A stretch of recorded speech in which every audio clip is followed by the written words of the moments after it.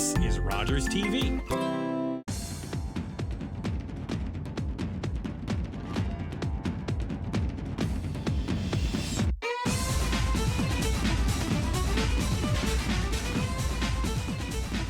Good evening, everybody. How are you doing tonight? It's your boy DC, and this is Out of the Fog, a local matter show that we love so much. 20 plus years, but who's counting? Thanks to the volunteers and the amazing staff here at Rogers.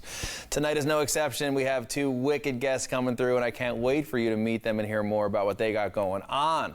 We got Dr. Bolu Ogunyemi, and he is running for a major presidential role in the CMA, the Canadian Medical Association, and he has a lot to say, and you're going to want to hear it. And then Kellyanne Evans, I mean, what can we say? She's a star, baby, and she's coming through with an amazing show upcoming, Living on the Edge, the music of Aerosmith, an epic production happening at the Arts and Culture Center, one night only, March 28th. So stay tuned. We're going to hear all about that and more right here on Out of the Fog. We'll be right back.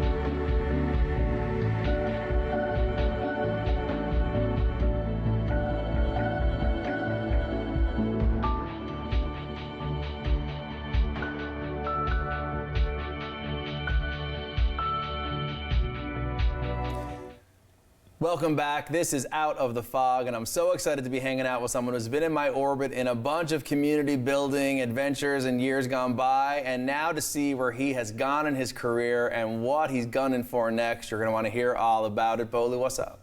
Hey, how's it going? Thanks for having me. I'm so glad you're here. Yeah, it's great to be here. I'm glad for the conversation and kind of, where we go with this. Yeah, of course. Well, listen, first of all, let's let the people know. So, a practicing doctor, a dermatologist, but I mean, there's a lot more to it than just throwing titles around. I'm going to ask you, what led you into the practice under the umbrella of healthcare? Well, you know what? My dad's a physician. My dad's a neurologist, and that's what brought us here to Newfoundland, Labrador when I was just 3 years old. So I always kind of considered healthcare, but I really did it for me. I loved working with people from all different backgrounds, and I really like science and just the challenge and the way the human body works. So I figured by being a doctor that sees patients all the time, you can do the best of both worlds. I love it, and I know it takes maybe a month or two to become a doctor, maybe a year. I don't know. So what's that journey like for you? I mean, how does that happen? Yeah, I mean, it's a lot of training and dedication, but I was just so interested both in the material and in the privilege to be able to help people, often on their worst days, that kind of propelled me through, studying and training in medicine. Right. And that's interesting, because so many of us end up going into our vocations and just being very in our bag and very in our study. But you have done so many different things that have made such impact around the arena of healthcare and outside. Everything from, TEDx. Let's not forget to talk about the honor of being asked to give a TED Talk, which you destroyed and had everyone on their feet at the end of it. How proud were you with that? Yeah, TEDx Talk was great. I think it was actually a good chance to kind of reflect on my journey at that point, being raised here in the province, going away for training. That was only a couple of years after I came back to the province. And it was just a nice reflection, and I referenced my mother a lot in the TEDx Talk, which was a nice shout out as well. That's awesome, so cool. And so obviously, the ambition and the leadership that you experience in your everyday life helping folks, how rewarding is it for you to have such a number of people who you're helping in so many ways? You know what? It's wonderful. So I really do think it's a privilege to be able to study, to be able to train, and to be able to practice medicine. And a big thing for me, so as a dermatologist, my training for that specialty, after I finished my core medical training here in the province, I had to go away, but I always knew that I wanted to come back. And it's just such a privilege to be able to work in the very community you're raised in, right? So I see lots of old neighbors, a ton of my teachers and coaches and friends' parents and my friends' children in clinics. So it's really nice to be able to kind of help people that you've known from some time in different capacities in that way. So cool. And so listen, let's talk about the real upcoming, the CMA, the Canadian Medical Association. I mean, someone got their eye on a leadership role. Why don't you tell me everything about that? Sure. So, the Canadian Medical Association is the national voice for physicians and is actually as old as Confederation. So it's been around since 1867, and they rotate the presidency every year. So this year it's time to elect a president from Newfoundland and Labrador, and I'm hoping, to take that role on.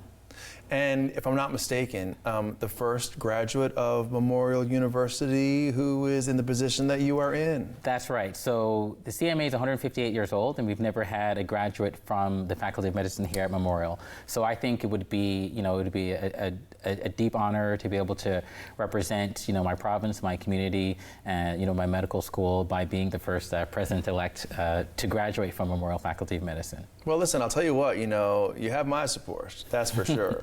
But for all the medical practitioners who are viewing this show, it's a great opportunity to sort of put yourself in front of them and to talk about the issues that are important to the practicing physicians across the province and maybe even across the country. Am I right? That's the thing. So it's a national organization. As I mentioned, the presidency rotates, so the next one will be from the province. But you really need a national lens. And fortunately, I've been in a position to be doing a lot of work at the national level. I'm a board member for Canadian Doctors for Medicare. Awesome. We've done a lot of work in advancing pharmacare, and I actually had the opportunity to critique bills C61, which is our pharmacare bill. Okay. So that was great. I'm on the governance committee of the Canadian Medical Association, and I also had the opportunity to do a fellowship in health systems improvement on a national level. So I do have quite a bit of national policy skills and training that I can bring to the role. Wow. What do you think are huge, sort of really put your arm around issues that you would look forward to embracing and working through for the constituents of the association if you were so lucky to gain the presidency? Well, I really think the Canadian Medical Association, can act on behalf of all Canadians because healthcare is so important, and there's just so many issues in healthcare right now. True. So I really hope to use my position to be able to leverage the organization's position to improve healthcare. So there's many issues. I think that we can't keep doing the same thing or we'll just end up in the same position. So we need new ways of doing things. We need bold, transformative leadership. And I have the attitude, skills, and experience to bring that on. Well, I have no doubt about it. I mean, I should go out and just campaign door to door for you. Well, I'll take all the help I can get, right? We need the support, yeah. Well, I mean, let's talk about the healthcare system and the opportunities and challenges that are happening at the speed of life 24 hours a day. What are some of the things that you are seeing happening locally here? And let's start rurally versus in the metro areas. What sort of disparities or inequities or scenarios are you seeing that you're like, I need to do something about this? I mean, there's a lot. Just like you said, whether it's Metro St. John's or other parts of the province, there's many issues. In general, a lot of issues in terms of access to healthcare are exacerbated in rural areas. You know what? I had the opportunity to go to Labrador City, Gander, Grand Falls, Burin, Carbonear, and Clarabin over the last couple of weeks and discuss face-to-face with doctors and find out what their issues are. Oh, because, wow. It's not for someone in St. John's to be saying that these are the issues in rural areas. It's important to actually go to them and meet people where they are to hear the issues. So that's why I decided to do that. So, access to primary care is an issue everywhere. We know that in jurisdictions that have access to family doctors, they actually have improved health outcomes, reduced inequities in health, and it actually saves the system money in the long term.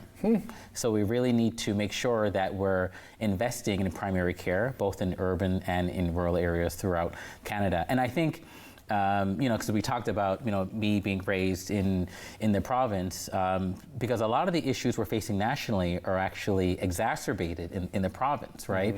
So we have the most elderly population in the whole country, and we're really dispersed as well. And, what I like to think about is that the province was really settled along the coastal communities, right? Since fishing is such an important part of our history, and many people still live there. But it does make a challenge for delivering healthcare, right? Because instead of having centralized areas, you have people in many communities all over. So while it's excellent for our history and brings people here and is very vibrant, it does make a challenge. So a lot of the issues that are seen nationally are actually worse in the province. So I think it's a great time that we have a leader coming from the province that can kind of speak to the issues on the national level. Save us, Bolu. Well, we do the best we can. I think the goal is to reduce health inequities and improve health outcomes in healthy communities. And I do think that, if given the position, I can use my background to do that. Well, listen, I will tell you what, you're coming for the crumbs, your heart is in the right place, you have so much community and support and network and support around you.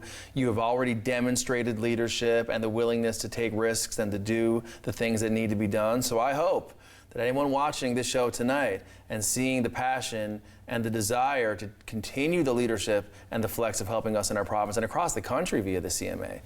You have my vote, and I hope everybody else out there votes again. Will you come back and continue to talk to us about all the things that you want us to know and that we want to know about healthcare and as it evolves from your lens? Will you come back to hang out with us? For sure, yeah. I mean, we'll keep you updated. It's an evolving journey, and I'm glad to be part of it, and I hope that I can be part of it in this particular role. So I hope that folks will get out and vote November 20th for CMA members based in Newfoundland and Labrador. Sounds great to me. Thank you so much for coming on the show, and we'll definitely have you back. And guys, don't forget the name Bolu. He is doing a lot to help healthcare in our province and across the country. This is Out of the Fog. We'll be right back after this break.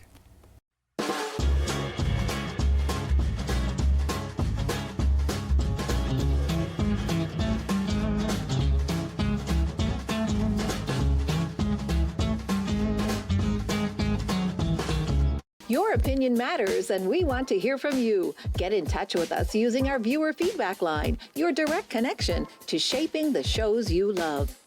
It's easy. Just grab your phone, scan the QR code on your screen, and take our quick survey. Share your thoughts, and let's make your viewing experience even better. Welcome back, everybody. This is Out of the Fog, and I'm ear to ear grinning like a fool because someone who has been in my life for a very long time, so many amazing experiences, musical adventures, and other, and now is on the couch hanging out with me, the one and only Kellyanne Evans. What did I do to get so lucky? I don't know. What did I do to deserve that intro? I mean, I can't tell you anything more. Oh, you're sweet.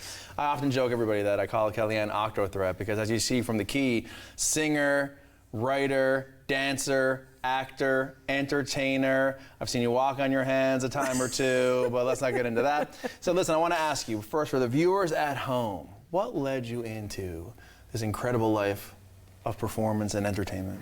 Oh my God, it's been in me since I came out of the womb, honest to God. Like, I was 4, and in nursery school I sang Away in a Manger for Miss Downer, my nursery school teacher, and she called my mom and dad and said, there's something here.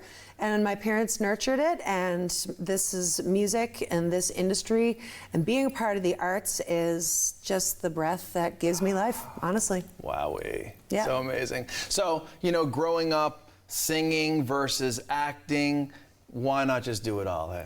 Well, yeah, and I mean, you are doing it all. You are acting when you're singing, you know what I mean? But I always, like, when I was a little kid, my favorite movie was Annie, and I was like, one day, I want to do that. Like, musical theater, I always gravitated towards so much. Getting to sing, act, and dance, like, what?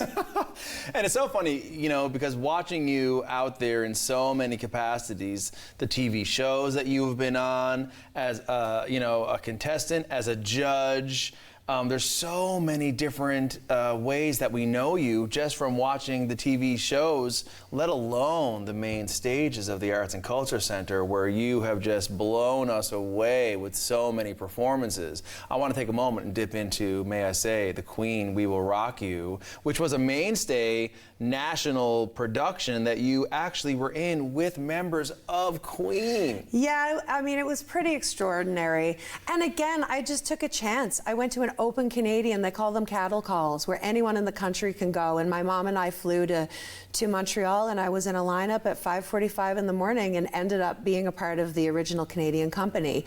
And it was a gig that changed my life. Like, it really did. And I went from there to Stratford and did quite a bit of work on the mainland.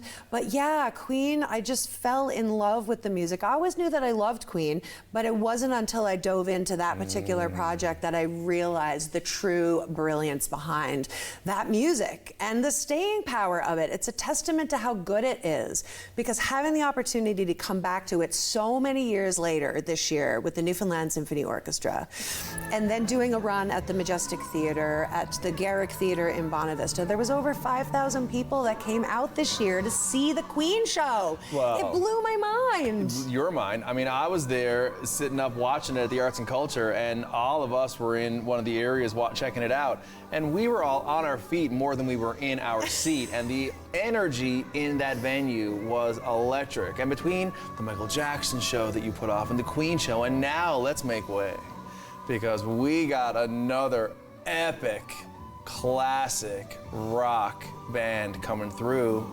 Oh, You're where are my taking the pants? stage. I see what's going on, and we have that in the streamer. We know Aerosmith. Yeah. I mean, when you made the decision, the number of hits that we love by that band, unreal. They're undeniable. So what led you to choose? Well, it's interesting. Coming back to Queen this year, it's been 7 or 8 years since I've done my own main stage show at the Arts Center. Of course, I spent the last 6 years with Tara Bruce Productions. Amazing. And when Queen happened, being on that stage in that capacity, I literally every moment thought my heart was gonna like explode. Like, I thought it was gonna explode. And just the absolute joy and the happiness that those kinds of projects bring to me is so special. And historically, with Red Dress and the work that I've done, I tend to cover the music of males. And I do that because I'm not a singer-songwriter, so getting to do, we'll call them a tribute show or whatever, covering the music of men, you don't have the pressure to look like them, you don't have the pressure to sound like them. So there's a little more liberty in the interpretation of the music, which is where my creative brain like really thrives. So I really love doing that. Like, love it. That's cool. And I was thinking about it and going through, oh my gosh, okay, like what do I do? I had a bunch of ideas, and then one day it like hit me in the face. I went, what was the one rock band, dude-fronted rock band in the 90s that literally used to blow my brains out? I was like, Steve Tyler, Hello. The vocals of Steven Tyler, and Aerosmith. And from that moment on, I was like, this is happening. I'm doing this. Like, I mean, like Get a Grip and Pump and Big Ones Listen, and all yes. those epic records in the 90s especially. You're a 90s kid. Oh my like, God, listen, Don't Want to Miss a Thing, from Love in an Elevator to Jenny Got a Gun. I mean, don't make me. Crazy, Angel, Amazing, Ragdoll, Living Dude Looks on Like the a Lady. Edge. Ah! Oh my God. Right? So that's where we're going this year. And it's really exciting. I spent the last number of years at Tara Bruce working really closely with Josh Ward, who is brilliant. He's brilliant amazing. musician, So but also a brilliant arranger and an incredible human. So he's come on board to do the arrangements because we're going to use a 15-piece rock orchestra for this show. I mean, that's a lot of energy hitting us in our rock-loving faces. It is. Yes. And the cool thing was when I set out to do it, I want to have like the core rock band, and then I want to have 3 string players and 3 horn players. Wow. So that 6-piece orchestra section is all women. So I was like, yeah, That's some if we're rock. doing this, like there's so many brilliant women musicians in the city, and I really wanted to use them as much as possible in this show to create the vibe of that, you know, stereotypically male rock band with a lot of fierce women on stage. Listen, I feel like this is going to be one for the hopper. And so tickets on sale, doing great from what I hear. They are. They just went on sale last week. Yeah, artsandculturecenter.com. And I mean, what a great gift to give someone for Christmas. Go to a rock show. Do you know what? What? You just gave me a great idea. Did I? For the Christmas gifts for the lovers in my life. Oh, there you go. Thank you. You're welcome. So, I mean, listen, I wonder if you're into the weeds of it yet in terms of like song order and the details of all of that. So the running order is completely done. Is it? It's really exciting. We started in 1973, and we go right up until 2012. Music from Another Dimension. I picked a song off that record. Okay. So we cover quite a bit of the catalog. I mean, it's hard choosing. It's so hard choosing because they had so many hits. Yeah. And there's also a bit of an obscure time in the middle where Joe Perry and Brad Whitford weren't with the band, so they had a few dud records. So we kind of just went, we'll skip over this, you know? Yeah. But I mean, you could do a whole show with the 90s stuff. But tunes like Sweet Emotion and Dream On and Mamakin and Song and Dance, they're all 70s, right? Totally. So that's where we start, The literally. Dazed and Confused, the end scene where Sweet Emotion, like that, we can't talk about it. It's too much. It is too, it's a lot. It's a lot. So I'm going to ask you, you know, it takes a village, Ugh, right? certainly does. We don't get anywhere alone. A rising tide lifts all boats. We know these things. So, you know, Josh, you mentioned. Yep. Who else is in the orbit of folks who are joining you or helping to make this show amazing, from sponsors right down the line? Yeah. Who comes to mind? Well, I always say it doesn't matter whose name is on the poster, because without everyone on the stage, we don't have the moment that we have. We don't create the vibe and the magic without all of us. Scott Mansfield's playing drums on this show. We've been playing together for 25 years. He's the man. He's brilliant. And looks younger than ever. He's going backwards. I don't know what he's eating, what he's doing, but he's looking great. And for those who saw the Queen show, he killed it. He did and he's kill pretty it. pumped about this one. It's great. Adrian Fitzgerald, I've been singing with for 20 years. And Adrian is a very important cog in the wheel because she is so vocally brilliant. She is a choral ninja. The way she picks out and hears harmonies is incredible. So that's where the whole process starts once we have the music, is that her and I sit down and we go through it all and we do all the vocal arrangements. Cool. Steve Powers on the show. Steve and I have been singing, you know, He's the best. since the days of being 18 in the basement, you know, singing Pink Floyd. So, Well, I'll you know, never forget, I was at a party one time when we were like in our late teens. And we're at a party, and I'll be very quick, is that all of a sudden you and Steve and Sue Bird and Corey Lynch and someone else, Phil, and then you all just jumped into a Pink Floyd song, and I'd never heard, because I had not had the adventure of being so involved in music at that point. Yeah. And you guys blew my minds. well, we used to have a band we used to call AC Crew. You know, and we used to jam together. Music has always been a part of my life, and you know, it's so cool to do this. K-Rock have come on board, which is magnificent. Stingray, we're gonna have a K-Rock lounge. There's gonna be some VIP tickets. Yes. You know, and you know, it certainly does take a village, and these shows are massive. People have no idea what goes into putting them together. You know, from people who make costumes to do hair and wigs, and you know, the design and what it looks like, and all that stuff. You know, Marco Della is doing sound on this show. He was brilliant for Queen. Cool. So we're going to get to work together again, which is exciting. Listen, Kellyanne, I want to make this to be, if it's even possible, even more successful than your previous amazing shows that you've put off. I cannot wait to be in the crowd cheering you on as always. So guys, I'll tell you what. Aerosmith, Arts and Culture Center, Kellyanne Evans. You're going to Google, you're going to get the tickets, Christmas gifts and beyond. It is going to be the shaker, and you are going to be so glad that you went. You come back after and tell us how it all went? I would love to. I love it. Thank you so much for having me Thank on. you so much. Guys, this is Out of the Fog. We'll be right back to wrap after this break.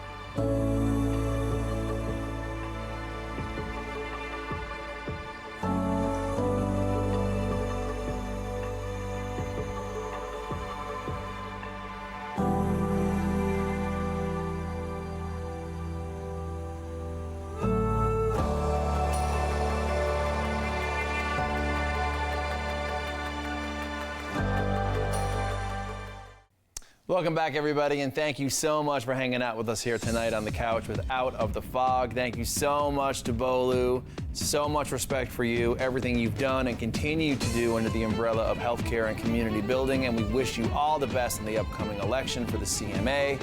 Kellyanne Evans, love you so much. Thank you so much for coming to hang out, and I cannot wait to be front row center cheering you on as you rock the Aerosmith hits on March 28th. Get the Arts and Culture Center now and check that out, everybody.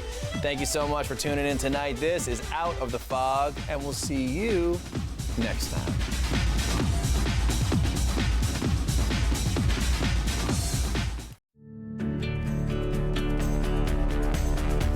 This program is brought to you by Rogers Xfinity, connecting you to more of what you love. Visit Rogers.com for more details. We want to hear from you. Provide feedback on this show or find out how you can get involved. Call, email us, or scan the QR code to take our quick survey. All crew. This is my favorite part. You see that jagged rock? They say it's haunted by mermaids. To be a yachty, you need to have thick skin. I thought I was doing the right thing. It's a bit harsh. You need to stop. Does anyone know where Steph is? Get him back here, now! Gary seems to be giving me the attention that I need. Oh, here we go. The only person who should be crying on this boat is me. Below Deck Sailing Yacht, all new Mondays at 9 on Bravo or stream it on City TV Plus. Here are 3 reasons why your social strategies should include Rogers TV. Reason number 1 is we have hyper-local audiences. The community TV channel gives you a chance to engage with people where you live, so you really get to know your neighbors and they get to know you. Reason number 2 is we can help diversify your distribution. With social media, it's really important to be able to have a wider audience, and Rogers TV can actually help complement your online presence by delivering to a different audience. And it's actually really easy to repurpose repurpose your existing content or to just create new material specifically tailored for community TV. And finally, reason number 3 is we can help enhance your credibility and your trust. And by aligning your brand with Rogers TV, you can tap into that trust that viewers have. This can boost your reputation, especially among viewers who favor local businesses and value community involvement. 1, 2, 3. It's that easy to build your local audience with Rogers TV. Summer days, summer nights, lots of things to do, places to go.